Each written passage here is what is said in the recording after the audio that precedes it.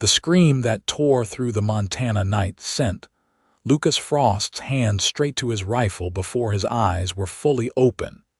He was on his feet in seconds, his muscular frame moving with surprising speed for a man of his size, as he grabbed the Winchester from above the fireplace. The November cold bit through his shirt as he stepped onto the porch of his cabin, his breath forming clouds in the moonlight. His dark hair, hanging past his shoulders, caught the wind as he scanned the darkness surrounding his property. The scream had come from near the barn, high-pitched and terrified. A woman's voice. Lucas moved silently down the steps, his boots crunching softly on the frost-covered ground. He had built this place 5 miles outside of Bozeman, Montana, specifically because he wanted to be alone. The year was 1883, and after spending 3 years trapping in the Rockies and another 2 working cattle drives, he had earned enough to buy this land and build a life away from people and their endless complications. The barn loomed ahead, its dark shape blocking out the stars. He heard nothing now except the restless shifting of his 2 horses inside and the distant call of a night bird. The barn door was slightly ajar. He always closed it completely. His grip tightened on the rifle as he pushed it open slowly, letting his eyes adjust to the deeper darkness within. The horses nickered softly, recognizing him. Then he heard it, a quick intake of breath from the far corner near the feed storage. Someone was trying very hard not to make a sound. "I know you are in here," Lucas said quietly, his deep voice carrying through the space. "I am not going to hurt you." "I heard you scream." Silence. Then so quietly he almost missed it, a sob. He moved toward the sound, and as his eyes adjusted, he could make out a shape huddled behind a stack of hay bales. A woman, curled into herself, her dress torn at the shoulder, her dark hair wild around her face. Even in the dim light, he could see she was shaking. "Please," she whispered. "Please do not hurt me." Lucas lowered his rifle immediately, leaning it against the wall. "I am not going to hurt you. This is my barn, my property. What happened? Why are you hiding here?" Before she could answer, the sound of horses approaching fast made them both freeze. Multiple riders moving at speed. The woman let out a whimper of pure terror and tried to press herself further into the corner. "They found me," she gasped. "Oh God, they found me." Lucas did not hesitate. "Stay here. Stay quiet. Do not make a sound." He grabbed his rifle and stepped out of the barn, pulling the door mostly closed behind him. 6 riders were coming up the path to his cabin, their horses lathered and breathing hard. They pulled up in front of him, and Lucas planted himself firmly in their path, his massive frame blocking the barn entrance. The lead rider was a weasel-faced man with a thin mustache and cold eyes. "Evening, friend. We are looking for someone. A woman. She ran off from town about an hour ago." "You seen anyone come through here?" "I have not seen anyone," Lucas said flatly. His voice was calm, but his shoulders were tense, ready. "This is private property. You are trespassing." "Now, we do not want any trouble," another man said, leaning forward in his saddle. He was heavy-set with a scar across his cheek. "But that woman stole something valuable from Mr. Garrett in town. We are just trying to recover his property." Lucas's jaw tightened. He knew Silas Garrett, a wealthy businessman in Bozeman with a reputation for gambling, drinking, and worse. "Even if I had seen a woman, which I have not, I would not hand anyone over to Garrett's men in the middle of the night. Whatever your business is, conduct it in daylight with the sheriff present." "The sheriff knows we are looking for her," the weasel-faced man said. His hand drifted toward his gun.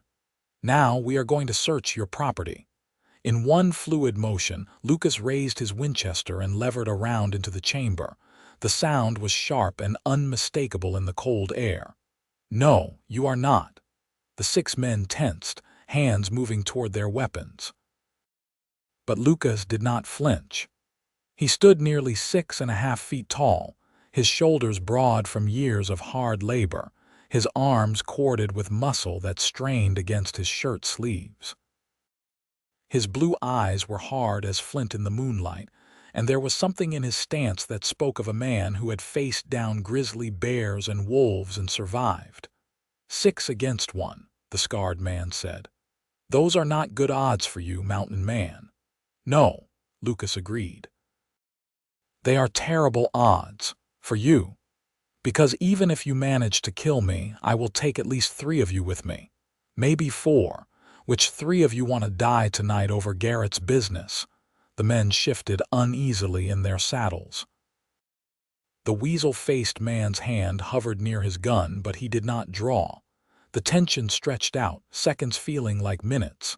Finally, the lead rider spat to the side. This is not over. We will be back with the sheriff in the morning. You do that, Lucas said. And I will tell him the same thing I told you. I have not seen anyone. Now get off my land. They wheeled their horses around, but the weasel-faced man looked back. You are making a mistake, Frost. Garrett does not forget, and he does not forgive. Neither do I, Lucas said quietly. He stood there, rifle ready, until the sound of hoofbeats faded completely into the distance. Only then did he lower the weapon and turn back to the barn. The woman was standing just inside the door now, her face pale as milk, tears streaming down her cheeks. They are gone, he said, his voice gentler. You are safe now.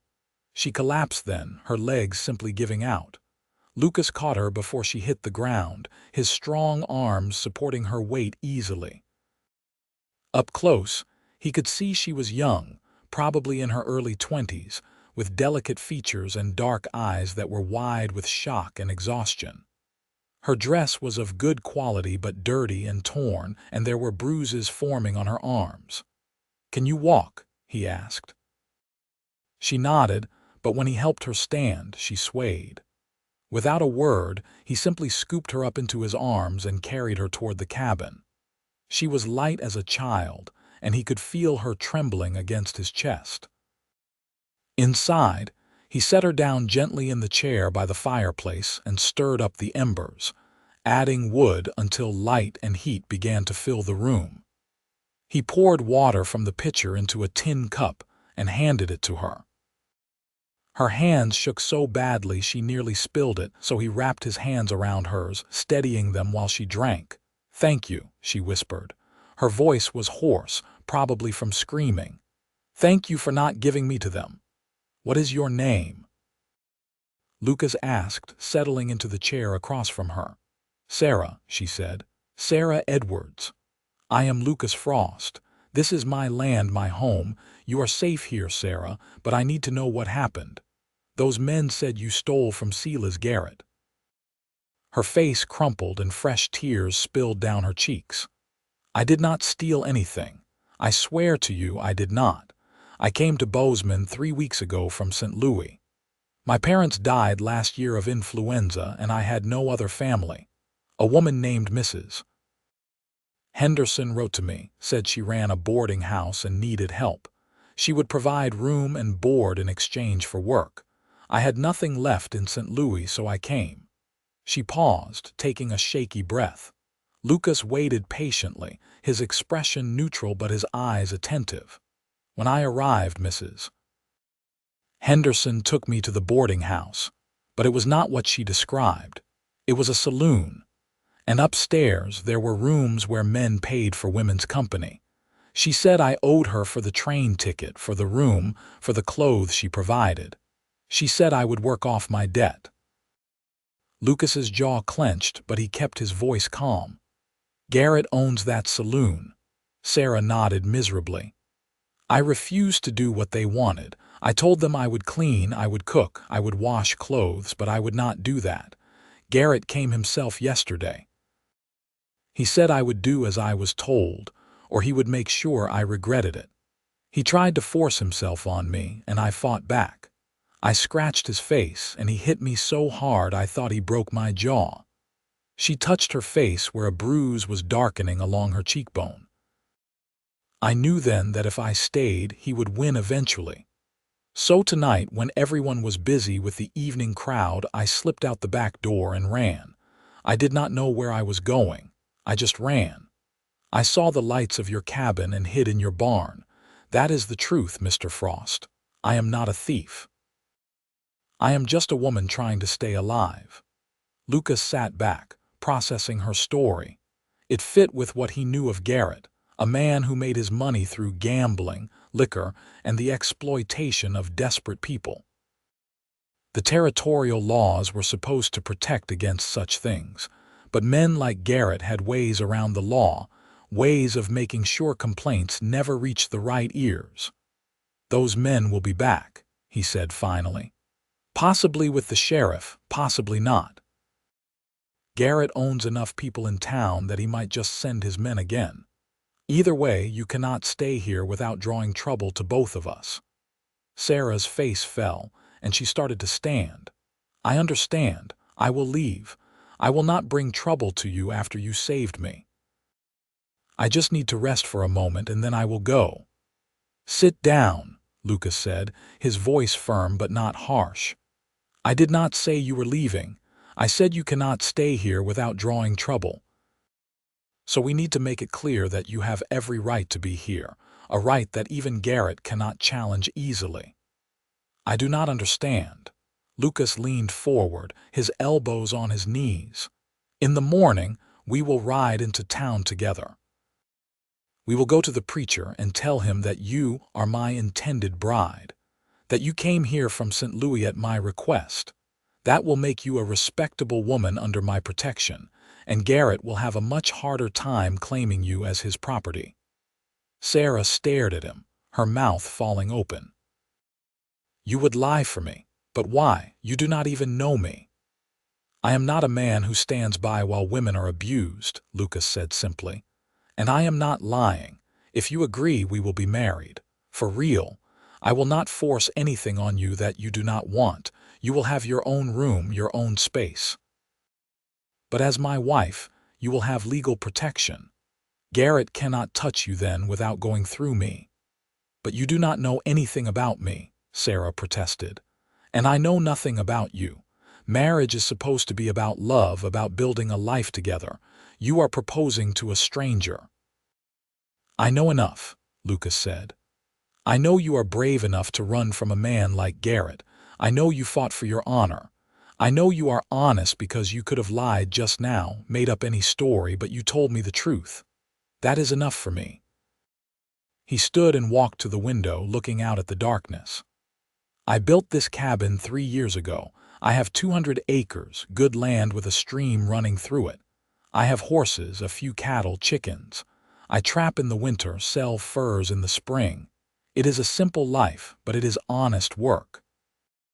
I am not a fancy man, Sarah. I am not going to give you parties and dresses and city life, but I can give you safety and respect and a roof over your head. If that is enough, then I am offering it." Sarah was quiet for a long moment. Lucas could hear the fire crackling, the wind pressing against the cabin walls. Finally, she spoke, her voice small but steady. "If we do this, if we marry, what would you expect from me?" Lucas turned to face her. "I would expect you to help run this household. Cooking, cleaning, mending. I would expect honesty. I would expect that you try to make a life here, but I would not expect you to share my bed unless and until you wanted to. You would be my wife in name and in law, and everything else would happen in its own time if it happened at all. You would be satisfied with that arrangement. A marriage in name only," he shrugged his broad shoulders. "I have been alone for a long time. I am used to it. Having someone to share the work would be good. Having someone to talk to might be good too. The rest we would see. No promises, no pressure. Just two people helping each other survive." Sarah looked down at her hands, twisting them in her lap. Lucas gave her time, not pushing. Finally, she looked up, meeting his eyes directly. "You saved my life tonight, Mr. Frost. I do not think I can ever repay that.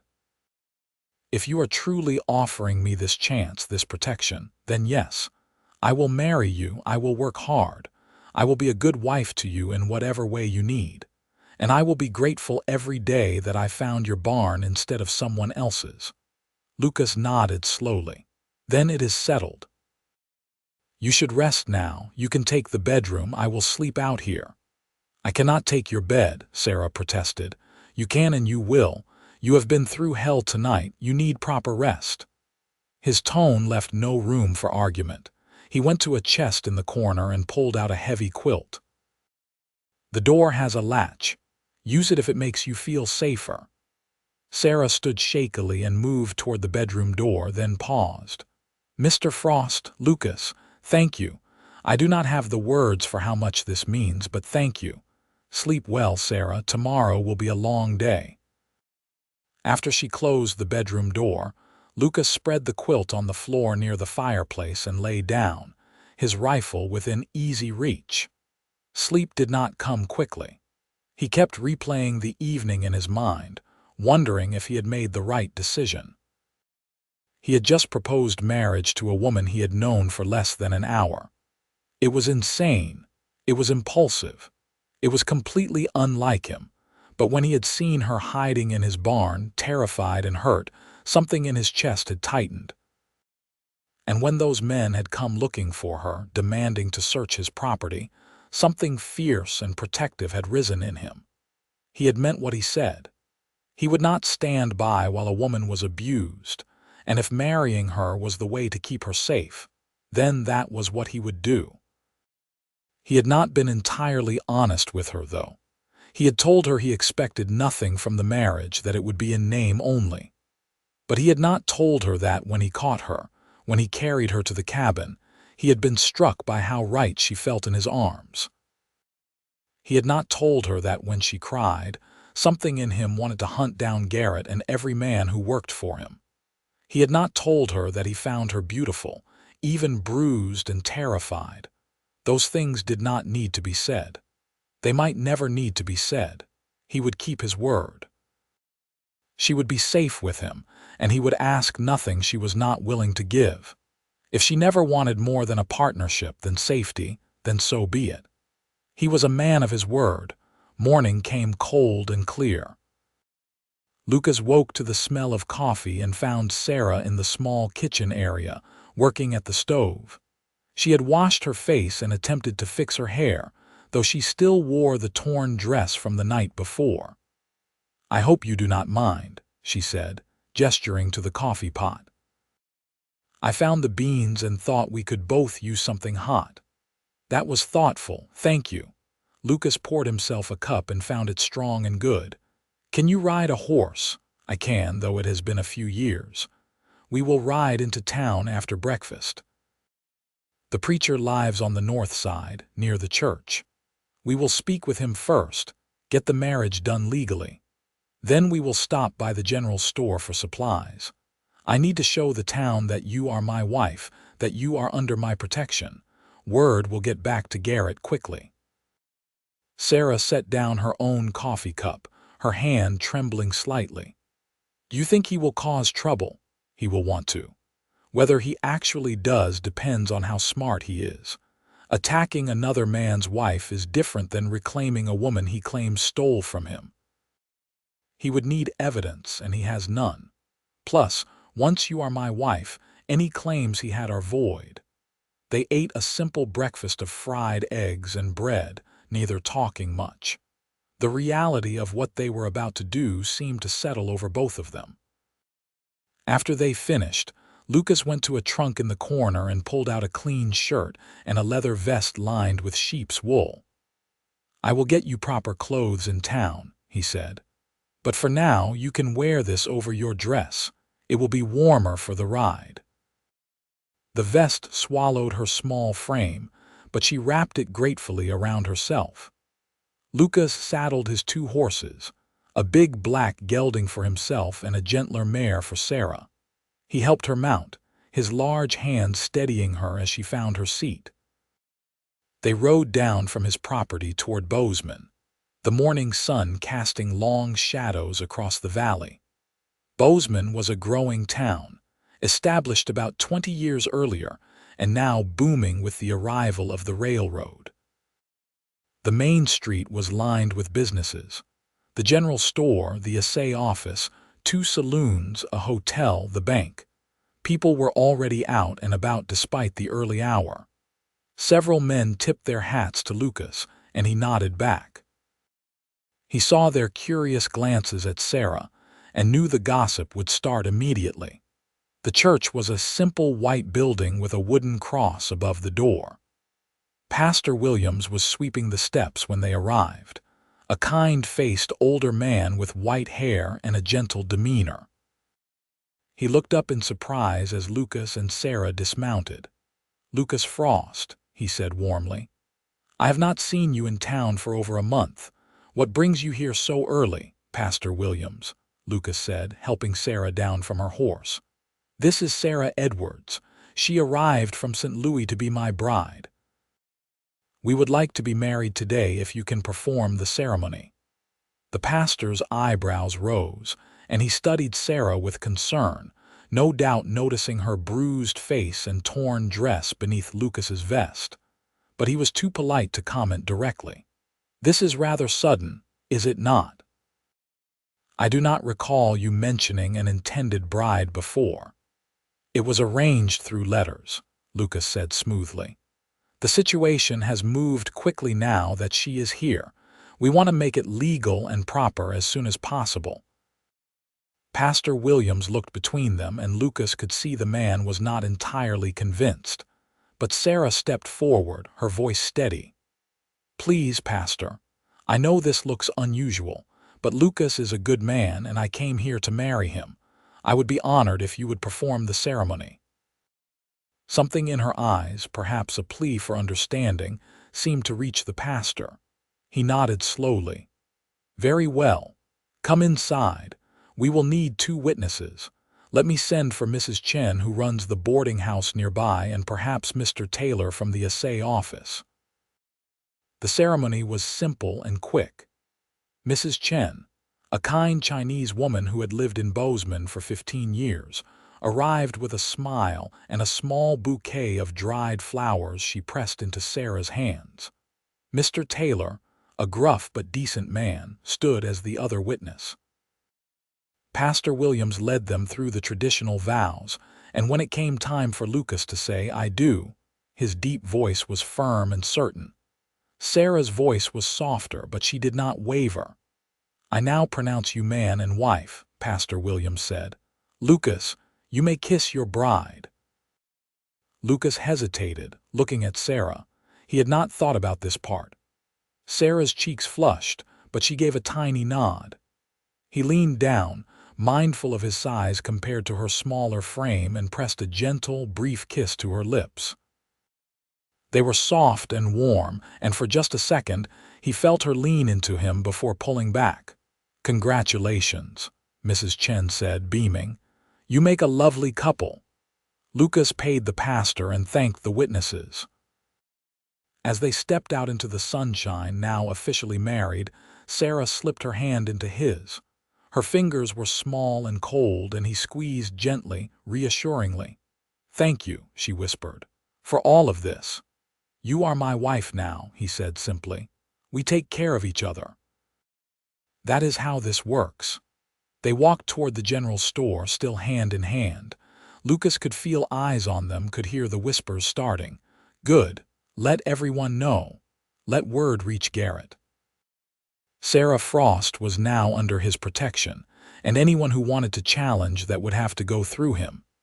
Inside the general store, Lucas bought Sarah 2 new dresses, a heavy coat, warm boots, stockings, and a bonnet. He added supplies for the cabin: flour, sugar, salt, coffee, dried beans, and bacon. Sarah tried to protest the expense, but Lucas shook his head. "You need proper clothing.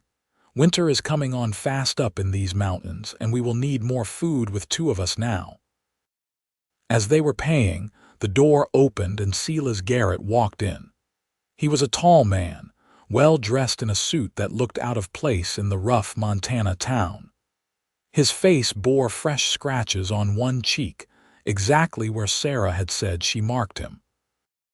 His eyes landed on Sarah and his expression hardened.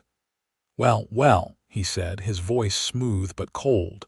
"Miss Edwards, or should I say the thief who ran away owing me money."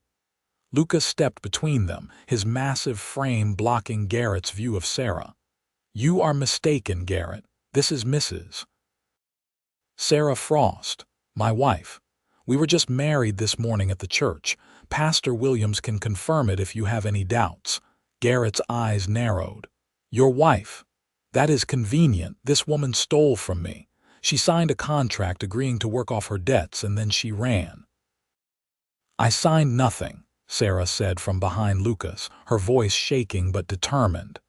"You trapped me. You lied about what kind of work it would be. You tried to force me into prostitution, and when I refused, you assaulted me." Garrett's face flushed red. "Those are serious accusations, girl. You better be able to prove them." "Can you prove she stole anything?" Lucas asked, his voice dangerously quiet. "Can you produce a contract with her signature? Can you prove any claim you have on her at all?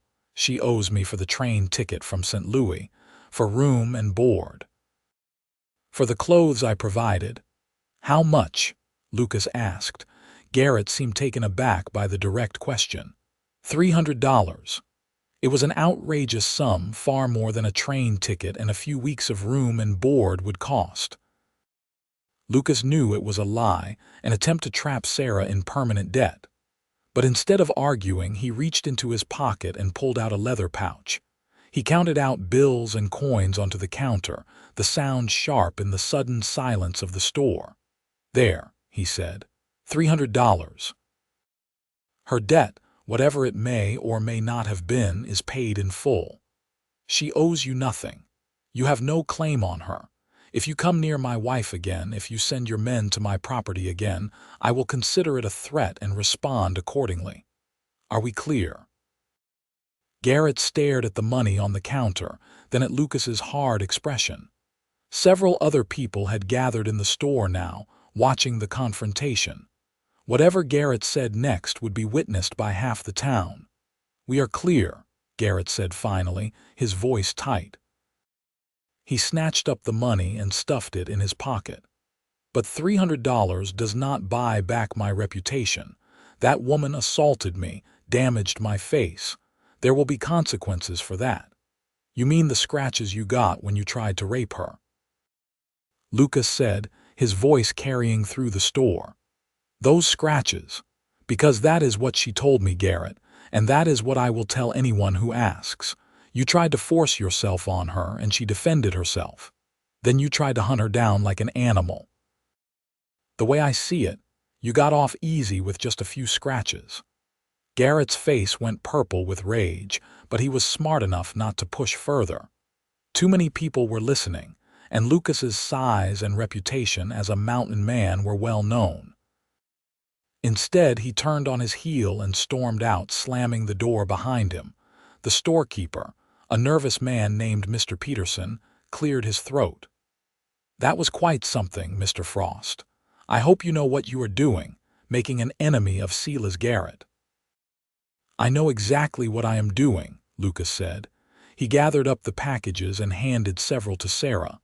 "Come on, let us go home." They rode back to the cabin in silence, the packages tied to their saddles.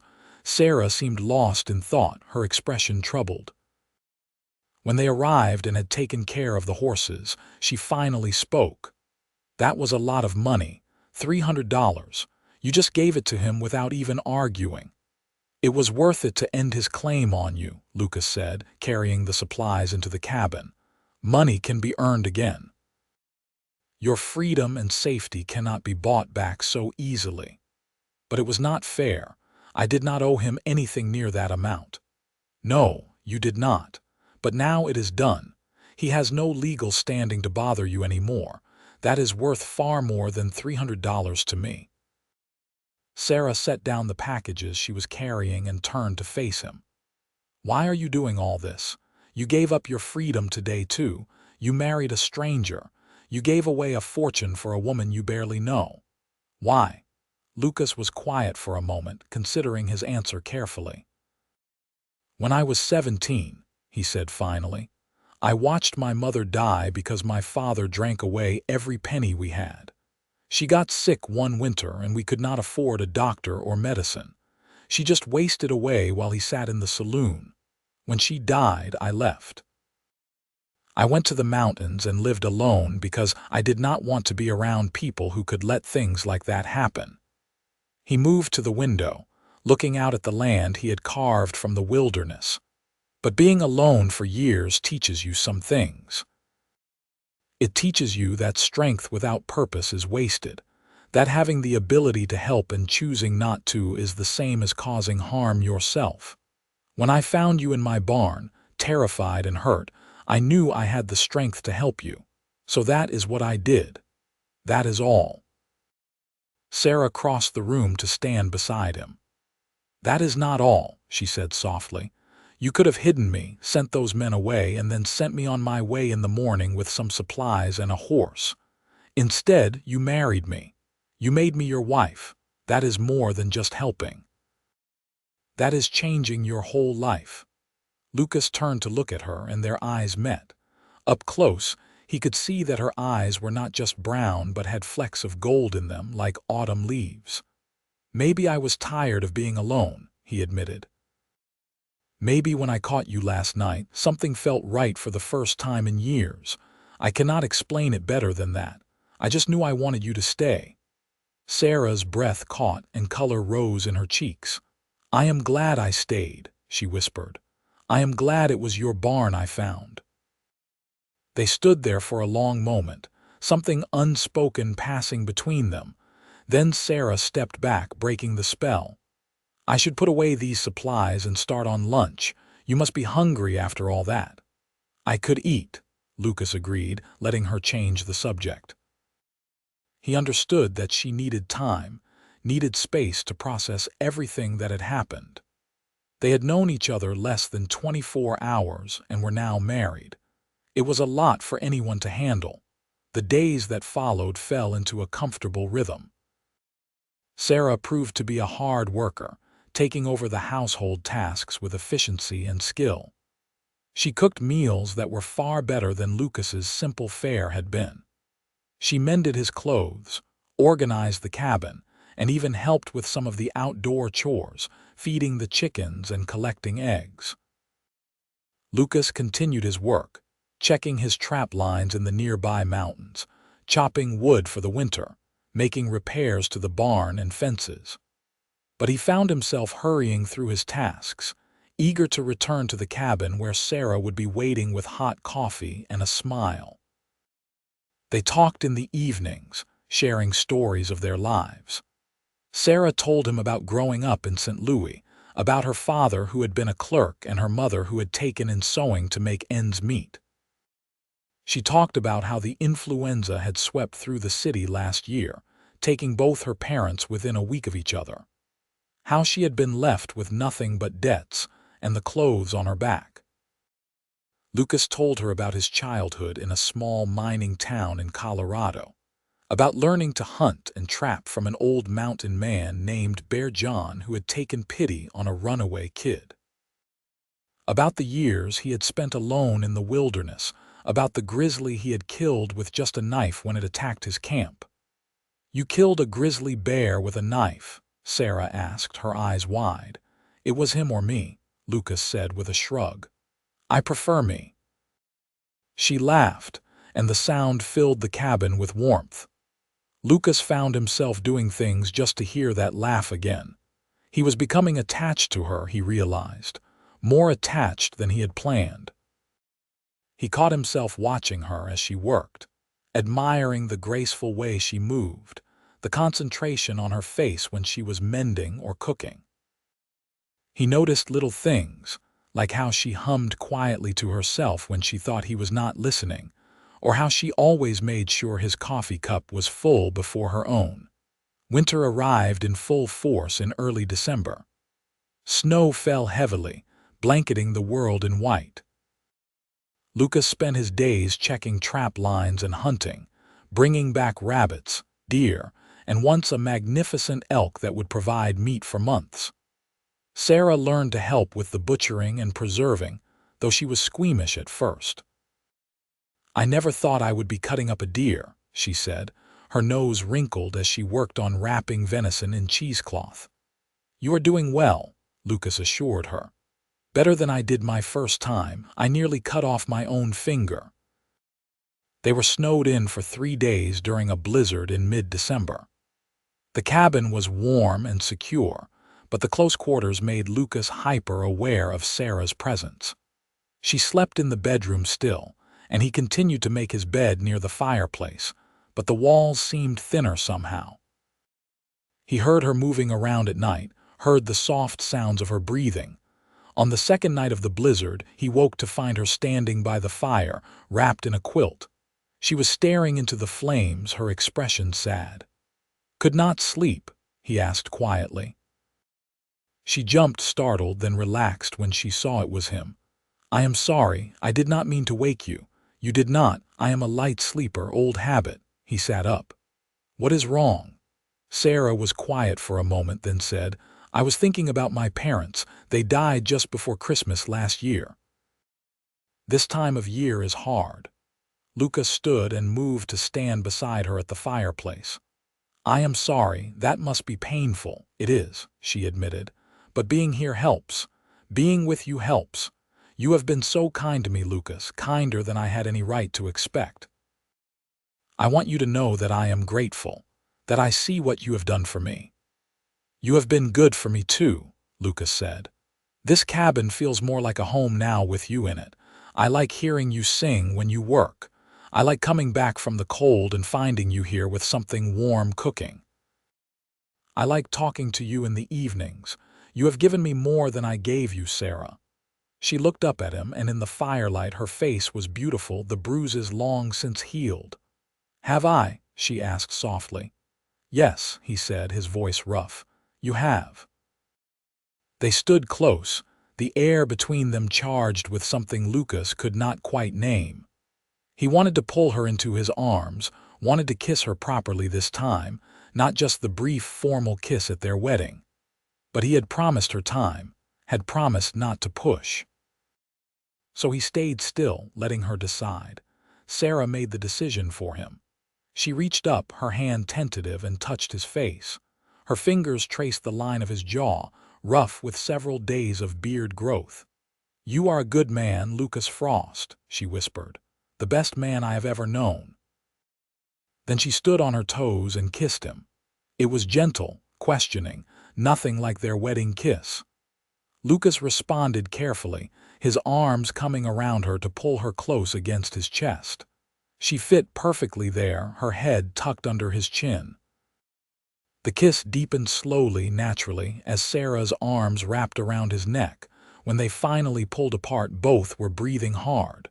Sarah's cheeks were flushed, her eyes bright. "I have wanted to do that for weeks," she admitted. "I have wanted you to do that for weeks," Lucas said, smiling. "But I promised you time." "I have had time," Sarah said, "and I know what I want. I want this to be a real marriage, Lucas, not just in name but in every way. I want to be your wife truly, if you want that too." "Sarah," he said, his voice thick with emotion, "I have wanted that since the first night you were here, but I need you to be sure. I need you to know that I will not hold you to anything you say tonight. If you change your mind tomorrow, it is okay." "I will not change my mind," she said firmly. "I am falling in love with you, Lucas. Maybe I already have fallen, and I want to be with you, really with you." Lucas felt something tight in his chest loosen, something he had not even realized was there. "I am already in love with you," he said. "I think I was from the moment I saw you hiding in my barn, scared and brave all at once. I love you, Sarah." Her eyes filled with tears, but they were happy tears. "Then take me to bed, husband. Make me your wife in truth." Lucas did not need to be told twice. He swept her up into his arms, making her laugh, and carried her to the bedroom. He set her down gently on the bed and kissed her again, pouring all his feelings into it. She responded with equal passion, her hands tangling in his long hair. They made love slowly, tenderly. Lucas careful with his strength and her inexperience. Sarah clung to him, whispering his name like a prayer. Afterward they lay tangled together under the quilts, Sarah's head on his chest, his arms wrapped protectively around her. "I love you," she said again, her voice drowsy and content. "I love you too," Lucas replied, pressing a kiss to her hair. "Sleep now, I have got you." Christmas came and went quietly, just the two of them in their cabin. Lucas surprised Sarah with a rocking chair he had been secretly building in the barn, made from smooth pine and carefully carved with a pattern of mountain flowers. Sarah had knitted him a thick scarf from wool she had purchased and dyed herself, in a deep blue that matched his eyes. The winter passed in a blur of happiness. Lucas had never known such contentment. Coming home to Sarah, sharing his bed with her, waking up to her smile every morning, it was better than he had ever imagined life could be. In February, Sarah started feeling ill in the mornings. At first she thought it was something she had eaten, but when it continued for a week, they both realized what it meant. She was pregnant. "Are you happy about it?" she asked nervously. They were sitting at the table, her hand in his. "I know we have only been married a few months. Maybe it is too soon." Lucas pulled her onto his lap, holding her close. "I am thrilled about it, scared as hell but thrilled. A baby, Sarah, our baby. How could I be anything but happy?" She relaxed against him, laughing a little. "I am scared too, but also excited. I never thought I would have this, a husband, a home, a family. After my parents died, I thought I would be alone forever, and now look at me." "Look at us," Lucas corrected. "We are in this together, Sarah, always." The pregnancy was not easy. Sarah suffered from terrible morning sickness for months. Lucas did his best to help, taking over more of the household tasks and bringing her whatever she could stomach eating. As spring arrived and turned into summer, Sarah's belly grew round, and Lucas found himself constantly amazed at the life growing inside her. He talked to the baby through Sarah's stomach, telling stories and making her laugh. He built a cradle in the barn, using the best wood he could find and sanding it until it was smooth as glass.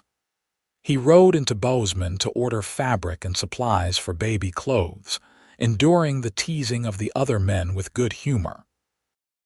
They had not seen or heard from Garrett since that day in the general store, though Lucas remained watchful. The town had accepted Sarah as his wife, and she had made friends with several of the women, including Mrs. Chen and the pastor's wife. In late September, Sarah went into labor. Lucas rode hard to fetch Mrs. Chen, who served as midwife for many of the local families. The labor was long and difficult, lasting through the night and into the next day. Lucas paced outside the bedroom door, feeling more helpless than he ever had facing down any wild animal. Finally, just as the sun was setting on the second day, he heard a new sound. A baby crying. Mrs. Chen opened the door, her face tired but smiling. "You have a son," she said. "A big, healthy boy, and your wife is tired but well. Come meet your son, Mr. Frost." Lucas entered the bedroom to find Sarah propped up on pillows, her hair damp with sweat, looking exhausted but radiant. In her arms was a small bundle wrapped in a soft blanket. She looked up as he approached, her smile brilliant. "Come see him," she said softly. "Come meet our son." Lucas sat carefully on the edge of the bed and looked down at the tiny face peeking out from the blanket. His son had a shock of dark hair and was making small, mewling sounds. As Lucas watched, the baby opened his eyes, revealing them to be the same blue as his father's. "He is perfect," Lucas said, his voice rough with emotion. He reached out one large finger and the baby's tiny hand closed around it with surprising strength. "Hello, little one. I am your papa." "What should we name him?" Sarah asked. "We talked about names, but we never decided." Lucas thought for a moment, looking at this perfect small person who was somehow his, who he already loved more than he thought possible. "James," he said. "After your father, James William Frost, if that suits you." Sarah's eyes filled with tears. "That is perfect. Papa would have been so proud." James William Frost. "Welcome to the world, little one." Mrs. Chen showed Lucas how to hold the baby properly, supporting the head and being gentle. James felt impossibly fragile in his large hands, but Lucas held him with a tenderness that surprised even himself. He spent the evening sitting beside Sarah's bed, holding his son, marveling at the tiny fingers and toes, the perfect little features. That night, after Mrs. Chen had gone home and Sarah had fallen asleep exhausted, Lucas sat in the rocking chair he had made for her, James cradled in his arms. He looked down at his sleeping son and felt something shift in his heart, expanding to make room for this new all-consuming love. "I promise you," he whispered to the sleeping baby, "I will protect you and your mama with everything I have. I will teach you to be strong but kind, to stand up for what is right, to treat women with respect. I will give you a better life than I had, a home full of love instead of anger. I promise you this, my son." James made a small sound in his sleep, his hand flexing against Lucas's chest. Lucas looked over at Sarah, sleeping peacefully in their bed, and felt a contentment so profound it was almost painful. A year ago, he had been alone in this cabin, convinced he would spend his life in solitude. Now he had a wife he loved desperately and a son who had already stolen his heart. All because he had chosen to protect a frightened woman hiding in his barn instead of turning her away. All because he had stood up to Garrett and his men. All because Sarah had been brave enough to trust him.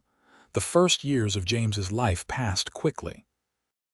He was a happy baby who grew into a curious toddler, always getting into things and exploring. Lucas built him a small rocking horse and taught him to feed the chickens. Sarah bloomed as a mother, patient and loving, singing James to sleep every night with lullabies her own mother had sung to her. They prospered. Lucas's trapping business did well, and he bought more cattle, expanding his herd. He built an addition onto the cabin, adding a proper second bedroom and enlarging the main room. Sarah started a vegetable garden that provided fresh food through the summer and canning supplies for winter. When James was 3, Sarah told Lucas she was pregnant again. This time, the pregnancy was easier, and in the spring of 1887, they welcomed a daughter into the world. They named her Emma Rose, and she had her mother's dark eyes and her father's determined spirit. Life settled into a happy routine. Lucas worked hard, providing for his growing family. Sarah managed the household and raised the children with love and wisdom. They faced the challenges that came, harsh winters and dry summers, illness and injury, but they faced them together. James grew tall and strong like his father, with the same blue eyes and dark hair. By the time he was 10, he was helping Lucas with the trapping and cattle work, learning the skills he would need to survive in Montana. Emma was smaller and more delicate, but she had a fierce spirit and a quick mind. She learned to read early and begged Lucas to bring her books whenever he went to town. In 1892, Sarah gave birth to their third child, another son they named Thomas. Lucas was 40 by then, his hair starting to show gray at the temples, but he was as strong as ever. Sarah at 30 was still beautiful, with laugh lines around her eyes and a contentment that radiated from her. They had challenges over the years. One winter, Thomas got pneumonia, and they nearly lost him. Sarah and Lucas took turns sitting up with him for 3 nights straight until the fever finally broke. A drought one summer killed half their cattle, and they had to work hard to rebuild the herd. Garrett had died in 1890, shot in a dispute over a card game. Lucas had not mourned him, but he was glad that particular threat was finally gone. The town of Bozeman had grown larger, more civilized, with proper schools and churches. James and Emma attended the schoolhouse in town during the winter months, staying with Mrs. Chen, who still ran her boarding house. On their 10th wedding anniversary, Lucas surprised Sarah with a trip to Helena, the state capital, leaving the children with Mrs. Chen. It was the first time they had been truly alone together since James was born. They stayed in a fine hotel, ate in restaurants, and walked the streets hand in hand like young sweethearts. "Can you believe it has been 10 years?" Sarah asked as they sat in the hotel room, looking out at the mountains in the distance. "Sometimes it feels like yesterday that I was hiding in your barn, terrified and alone." 10 years, Lucas mused, pulling her close. "Best 10 years of my life. I would not change a single thing. Not even the sleepless nights with 3 children. The winter Thomas was sick. The summer we lost the cattle. Not even that," Lucas said firmly. "All of it led us here to this moment. You gave me a life I never dreamed I could have, Sarah. You gave me love and a family and a reason to wake up every morning. How could I regret any of it?" Sarah turned in his arms to face him, her hands framing his face. "You saved me, Lucas. Not just that night in the barn, but every day since. You showed me what love really is, what a good man looks like. You gave me a home and children and a life worth living. I love you more now than I did the day we married, and I did not think that was possible." They made love that night with the passion and tenderness that had only deepened over the years. They knew each other's bodies completely now, knew exactly how to please and be pleased. It was comfortable and exciting at the same time, the perfect blend of familiarity and desire. The years continued to pass. James, at 18, fell in love with a girl from town, the daughter of a rancher. Lucas gave his blessing, seeing the same look in his son's eyes that he had felt for Sarah. They were married in 1896, in the same church where Lucas and Sarah had wed. Emma, at 15, declared she wanted to be a teacher, and Lucas and Sarah supported her dream, sending her to the new normal school in Bozeman to study. Thomas grew into a quiet, thoughtful boy who loved animals and wanted to be a veterinarian. It would mean more schooling, more money, but Lucas and Sarah were determined to give their children the opportunities they had never had. In 1898, Lucas turned 46. His hair was more gray than black now, but he was still strong and healthy. Sarah was 43, and to Lucas, she was more beautiful than ever. They had grandchildren now, James and his wife having had a daughter they named Sarah after her grandmother. One evening, sitting on the porch of their cabin watching the sun set over the mountains, Sarah leaned her head on Lucas's shoulder and sighed contentedly. "What are you thinking about?" Lucas asked, his arm around her. "About how different my life could have been," she said. "If I had not found your barn that night, if you had turned me away or given me up to Garrett's men, I might have died that winter or worse.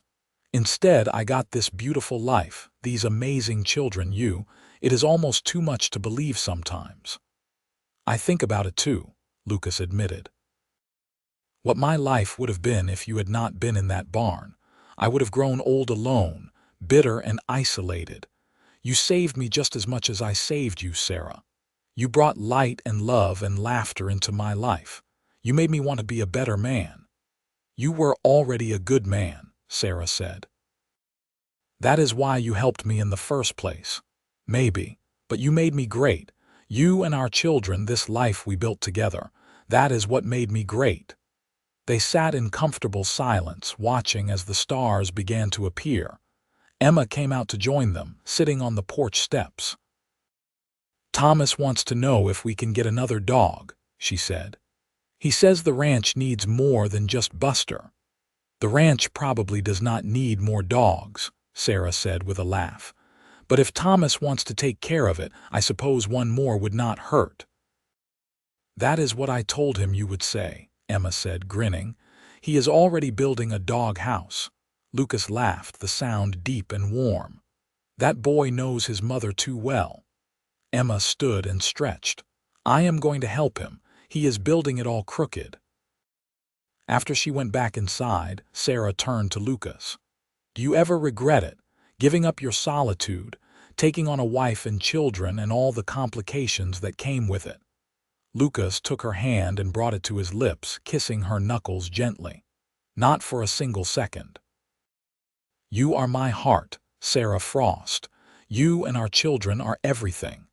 My only regret is that we did not have more years together, that I did not find you sooner. We have many years yet, Sarah said firmly. I plan to grow very old with you, Lucas Frost. You are not getting rid of me that easily. I never want to get rid of you, Lucas said, pulling her close. Not in this lifetime or any other. They kissed as the stars multiplied overhead, the same passion and love that had sustained them for 15 years still burning bright.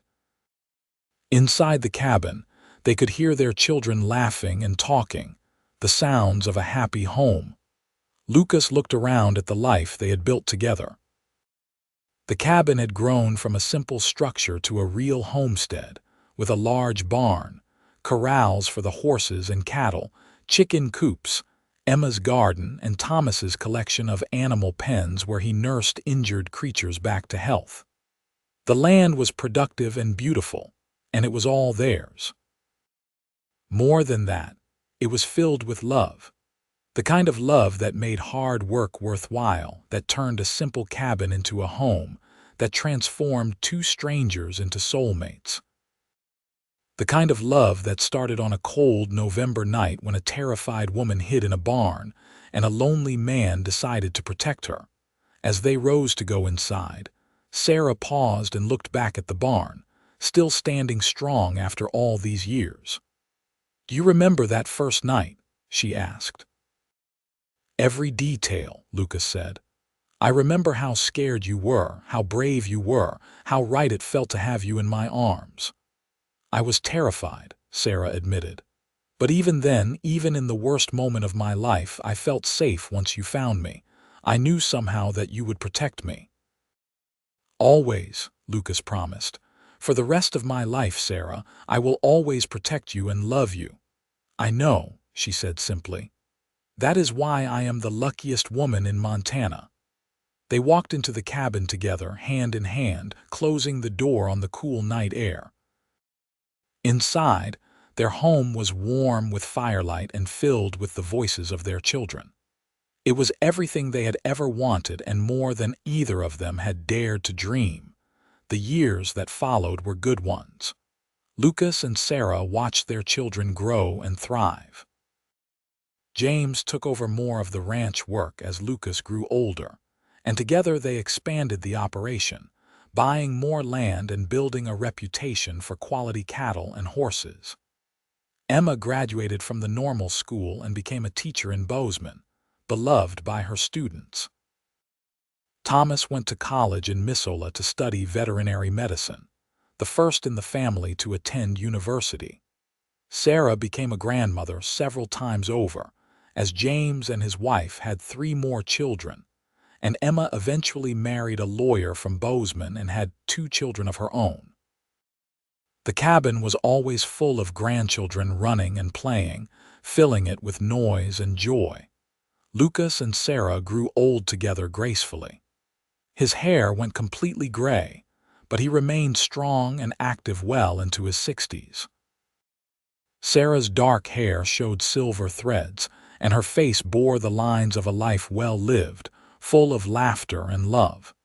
They still held hands on the porch in the evenings.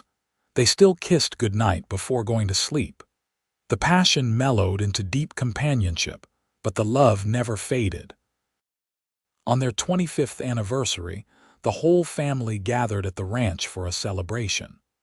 All 3 of their children were there with their spouses and children, and Mrs. Chen made the trip up from Bozeman, now in her 80s but still spry. Pastor Williams, older and more frail but still preaching, came to offer a blessing on their marriage. James stood and offered a toast. To my parents, he said, raising his glass. Who showed us all what love and commitment really mean. Who built this ranch and this family from nothing but determination and devotion. Who have been an example to all of us of how to live a good life. Happy anniversary, Ma and Pa. Everyone drank, and there were calls for Lucas to make a speech. He stood, his large frame still imposing even at 61 years old. He looked around at the assembled family, then down at Sarah, who sat beside him beaming with pride. 25 years ago, he said, his deep voice carrying easily through the room.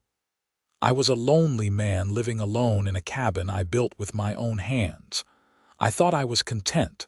I thought I had everything I needed. Then one November night, I heard a scream from my barn. I found a young woman hiding there, scared and running for her life. I could have turned her away. I could have sent her back to the men who were hunting her. But I did not. He paused, and Sarah took his hand, squeezing gently. I did not because something in my gut told me she was important, that she would change my life. And she did. She changed everything. She took my empty cabin and turned it into a home. She gave me 3 incredible children and a house full of grandchildren. She gave me a reason to be better, to work harder, to build something that would last. She gave me love. His voice grew thick with emotion. Sarah, you have been my partner, my best friend, my love, and my life for 25 years. You are the best thing that ever happened to me. I thank God every day that you chose my barn to hide in, that you trusted me to protect you, that you agreed to be my wife. I love you more today than I did the day we married, and I will love you until my last breath. There was not a dry eye in the room. Sarah stood and wrapped her arms around her husband's waist, tears streaming down her face. I love you too, she whispered, always and forever. The celebration continued late into the night, filled with music and dancing and laughter. Lucas held Sarah close as they danced in the cabin that had once been so empty and was now so full of life and love. As the night wound down and the family began to settle for sleep, scattered throughout the cabin and barn, Lucas and Sarah stepped out onto the porch one last time. The November night was cold, just like it had been 25 years before. Lucas wrapped a blanket around Sarah's shoulders and pulled her close. Another winter is coming, he said, looking out at the mountains silhouetted against the starry sky. Another winter with you, Sarah corrected. Another season in a lifetime of seasons together. I cannot wait to see what comes next. More grandchildren, probably, Lucas said with a laugh. Emma was looking suspiciously happy tonight. She told me this afternoon, Sarah admitted. They are expecting in the spring. Another one, Lucas said wonderingly. This family just keeps growing. All from one night, Sarah mused. One decision to help someone in need. One choice to offer protection instead of turning away. It is amazing, really, how one moment can change everything. The best moment of my life, Lucas said, finding you in that barn. The best moment of mine was you promising I was safe, Sarah said, and meaning it, and keeping that promise every single day since. They stood together in the cold, wrapped in each other's arms and the blanket, watching the stars wheel overhead. Inside the cabin, their family slept peacefully, secure in the home that love had built. The barn where it all began stood solid and strong, a silent witness to how one act of courage and compassion had created something beautiful and lasting. Lucas and Sarah eventually went inside, banking the fire and climbing into the bed they had shared for 25 years. As they drifted off to sleep, Sarah curled against Lucas's chest, his arms around her protectively. They both felt the deep satisfaction of a life well lived and love well earned. In the years that followed, they would face the challenges that came with age. Lucas would eventually hand over the ranch completely to James, though he never stopped advising and helping. Sarah would slow down, spending more time in her rocking chair watching her grandchildren play than working in the garden. But they would face it all together, just as they had faced everything since that first night. They would celebrate their 30th anniversary, then their 35th. They would watch their grandchildren grow and begin to have children of their own, making them great-grandparents. They would see the turn of the century, Montana becoming a more settled place but still wild and beautiful.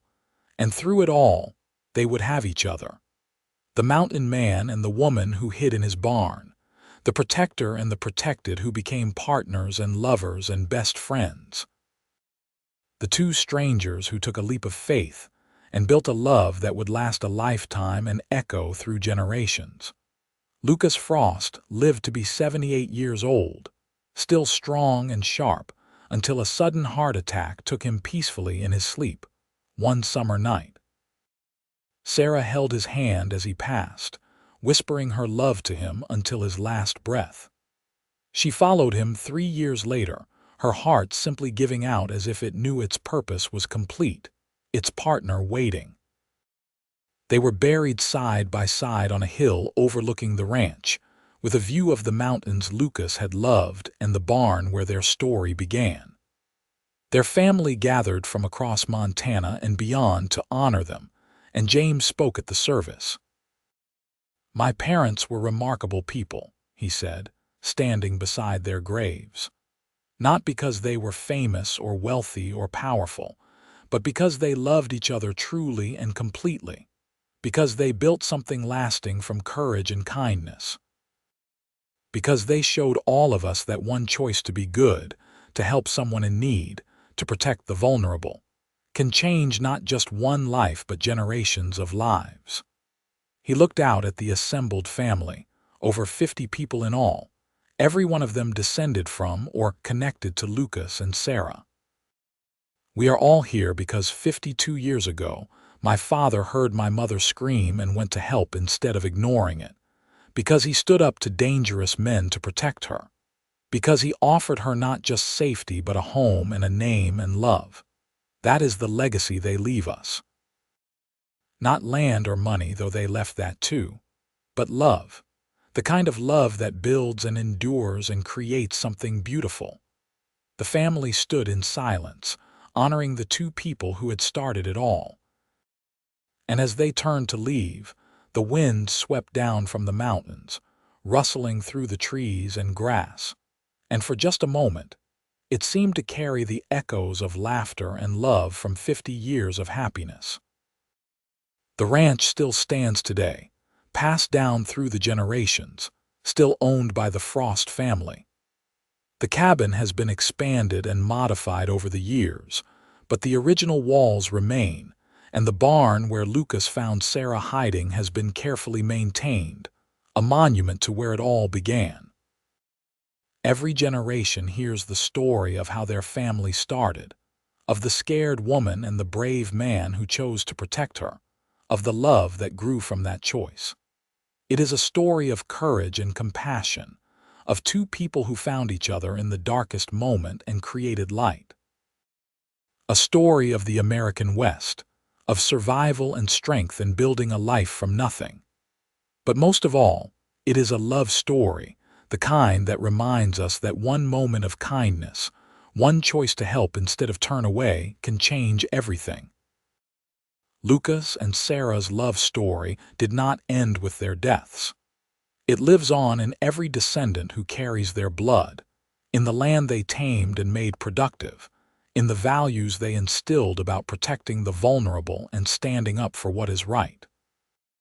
It lives on in the love their children, grandchildren, and great-grandchildren share with their own spouses, modeled after the example Lucas and Sarah set.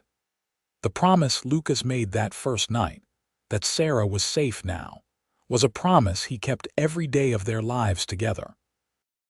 And in doing so, he created not just safety but joy, not just protection but partnership, not just survival but a thriving legacy of love in the end. That is what matters most. Not the hard winters survived or the challenges overcome, though there were many. Not the land acquired or the wealth accumulated, though they prospered. But the love shared, the family built, the lives touched by two people who started as strangers and became soulmates. That cold November night in 1883, when Lucas Frost heard a scream from his barn and went to investigate, he had no idea he was about to meet his destiny. When Sarah Edwards hid in that barn, terrified and alone, she had no idea she was about to find her home. But fate or providence or simple chance brought them together, and they made the choice to build something beautiful from that meeting. They chose love over fear, commitment over convenience, partnership over isolation.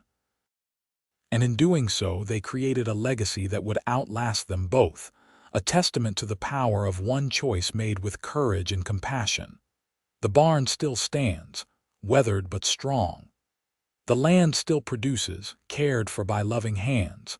The family still gathers, sharing stories and love. And somewhere in the wind that sweeps down from the Montana mountains, the echo of Lucas's promise still carries. You are safe now. Those 4 words changed everything. They were the beginning of a love story that would span decades and touch hundreds of lives. They were the foundation of a family that continues to grow and thrive. They were the promise of a good man to a desperate woman, a promise kept every single day through love, work, and unwavering devotion.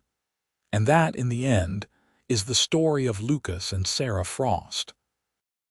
A mountain man and the woman he found hiding in his barn. 2 strangers who became everything to each other. A love story for the ages, born in fear and forged in courage, lasting far beyond a single lifetime.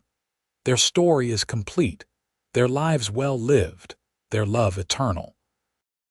And the legacy they built together stands as proof that sometimes the greatest adventures, the deepest loves, and the most meaningful lives come from the simplest choice: to help someone in need and see where that kindness leads. It led Lucas and Sarah to 51 years of marriage, 3 children, 12 grandchildren, and numerous great-grandchildren.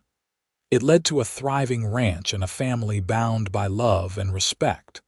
It led to happiness, fulfillment, and a life well lived together.